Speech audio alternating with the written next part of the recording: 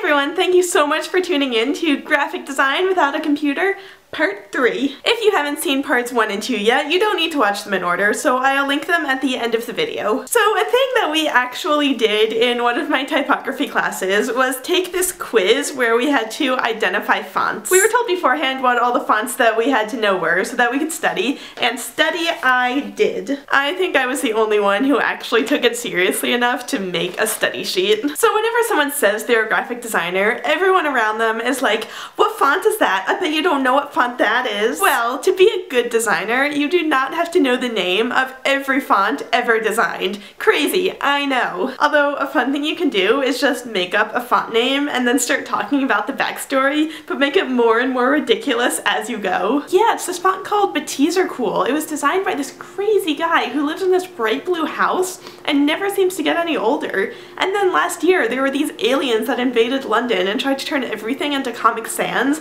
and he stopped them with the power of good typography.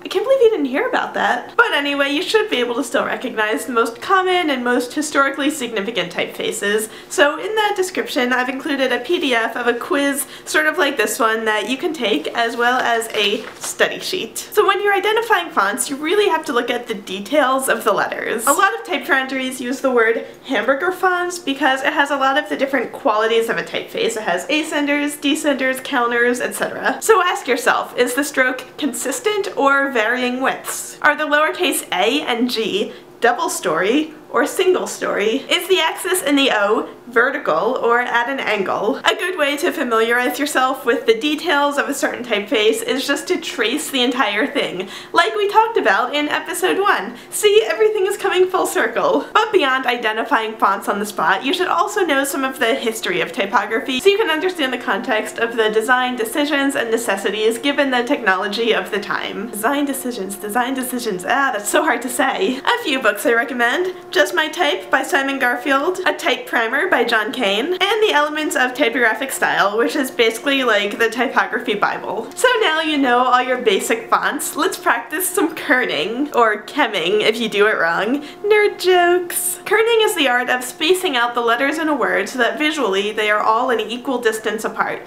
So here is an example of bad kerning and good kerning. So cut some large letters out of a magazine, or trace them or print them from your computer if you're not a new computer purist. And given the audience of these videos, I think it's only appropriate that we start with the word Dalek. So draw a straight line on your paper and tape down the middle letter L and one of the letters to the side, the A.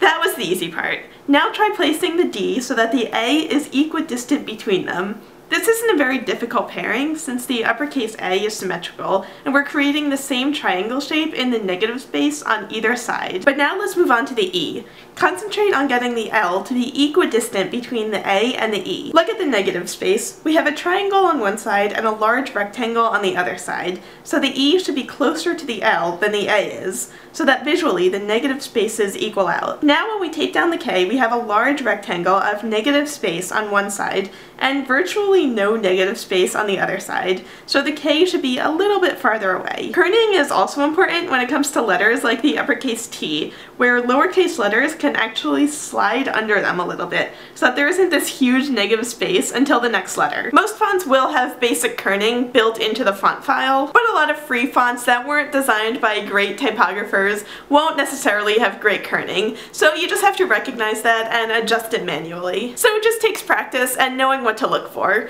Look through some magazines and try to find all the worst kerning you can. And trust me, now that you know what to look for, you're going to see it all over the place. So practice with all different kinds of fonts, from a bold Clarendon to a light and airy Dido. Try it with longer, more difficult words. And for practice that won't get paper scraps all over your room, check out the Kerning Game on type.method.ac, which I know is on the computer, but all you need is an internet browser, not like Photoshop or anything. So this episode was a bit more technical and a bit less creative than the others, but you have to know both sides to be a good designer. I'm not quite sure what episode 4 is going to be about yet, and I definitely won't be making it until after VidCon, so let me know in the comments if you have any suggestions or if there's anything you've been wanting to learn. If you haven't seen them yet, you can check out episode 1 right here and episode 2 right here. Thanks so much for watching. I'll see you all next week with a video about VidCon, so be sure to hit subscribe right above my head so you don't miss that. And now I'll get out of your way so you can start clicking and doing all your fancy internet things.